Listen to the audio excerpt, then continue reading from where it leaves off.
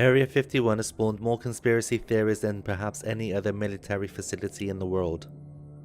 The military base is a highly classified remote detachment of Edwards Air Force Base within a Nevada test and training range. The base's current primary purpose is publicly unknown. However, based on historical evidence, it most likely supports the development and testing of experimental aircraft and weapons systems, otherwise known as black projects. The intense secrecy surrounding the base has made it the frequent subject of conspiracy theories and central component to UFO folklore. Although the base has never been declared a secret base, all research and occurrences in Area 51 are top secret, sensitive, compartmented information.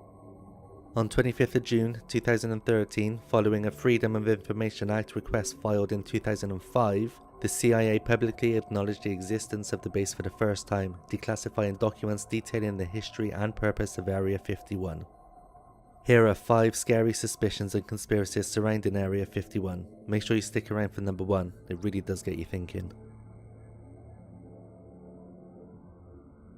One conspiracy theory is that Area 51 has been used for the creation of exotic energy weapons. These might be weapons that use radiation, microwaves, lasers and radio waves to disable targets such as cars, drones, jet skis and electronic devices such as mobile phones. It is also rumoured that weather control, experimentation and most interestingly, time travel and teleportation technology are being harnessed at the secret facility. The weather manipulation conspiracy theory may spring from an actual truth. According to a National Science Foundation report, the US military did actually engage in Project Cirrus, a research effort in the late 1940s and early 50s to find a way to modify clouds and use rain, or perhaps the lack of it, as a weapon. And between 1962 and 1983, the National Oceanic and Atmospheric Administration ran a project called Project Storm Fury, in which scientists tried to use cloud seeding to slow hurricane winds, though without any success. The concept of the Majestic 12 emerged during a period in the 1980s when ufologists believed there had been a cover-up of the Roswell UFO incident and speculated some secretive upper tier of the United States government was responsible. These beliefs appeared to be confirmed in 1984 when ufologist James Shandera received an envelope containing film which, when developed, showed images of 8 pages of documents that appeared to be briefing papers describing Operation Majestic 12. The documents purported to reveal a secret committee of 12, supposedly authorized by United States President Harry Truman in 1952, and explain how the crash of an alien spacecraft at Roswell in 1947 had been concealed, how the recovered alien technology could be exploited, and how the United States should engage with extraterrestrial life in the future. The Pentagon has officially confirmed that there was in fact a $22 million government program to collect and analyze anomalous aerospace threats, government speak for UFOs. There are rumors that Area 51 has been used for the storage, examination and reverse engineering of crashed alien spacecraft, including a spacecraft recovered from Roswell.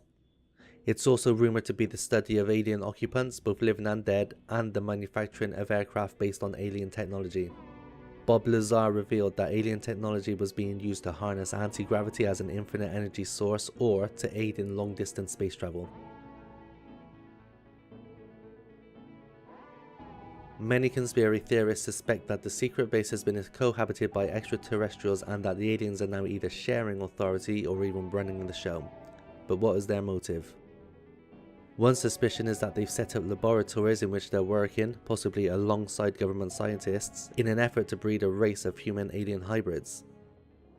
An article on the website collectiveevolution.com, for example, explains that the goal is to create an army of fifth column agents or future leaders of the New World Order, who look exactly like the rest of us but secretly possess the mental and psychic capabilities and social cohesion of the aliens.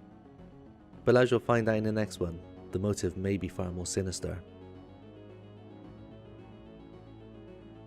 In 1997, syndicated talk show host Art Bell received a frantic call from a man claiming to have worked in Area 51. The conversation was brief and started off with the caller saying he's been recently discharged from Area 51 on medical grounds and is short on time because he is on the run. He briefly explains that what we think of as aliens are actually extra-dimensional beings that an early precursor of the space program had made contact with. He also says they are not what they claim to be and have infiltrated a lot of aspects of the military, and the government knows. The call is pretty convincing, and then all of a sudden the show gets knocked off the air, and then the backup system kicks in. Hello. Hello, Art. Yes. Hi. I don't have a whole lot of time. Well, look, let's begin by finding out whether you're using this line properly or not. Area 51. Yeah, that's right. Were you an employee or are you now? A former employee. Former employee.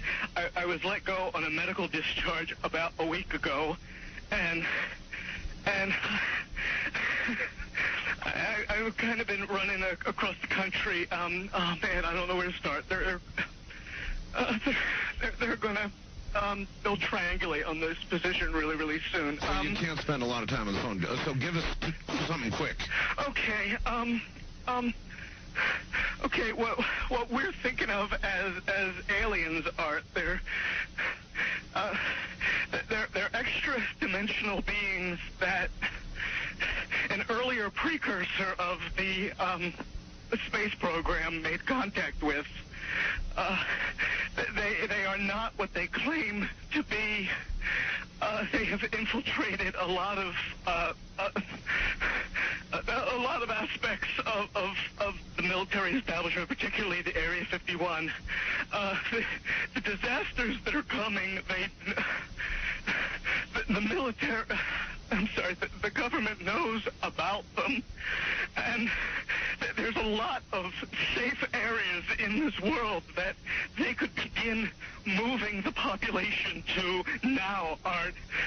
But they're not doing anything. They are not. They want the major population centers wiped out so that the few that are left will be more easily controllable.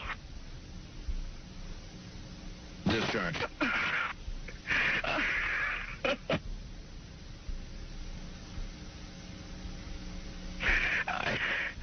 I started getting...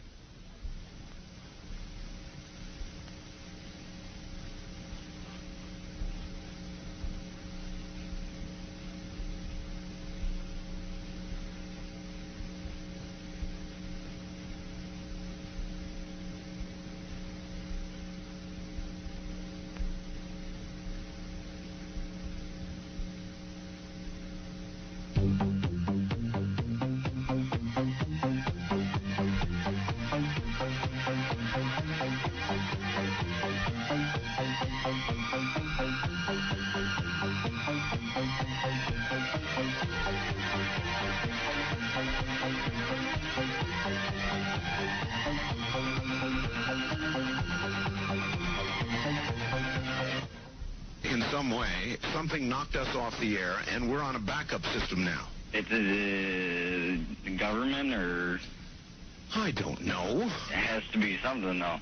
Well, did you hear... Now, you tell me because you were listening. That was awful strange. There was a really weird guy on the air when it went off? Yeah. Real weirded out. Like, going... Sort of sounding paranoid, schizophrenic? Like crying and everything. Yeah. And how far into the conversation was it when it went off?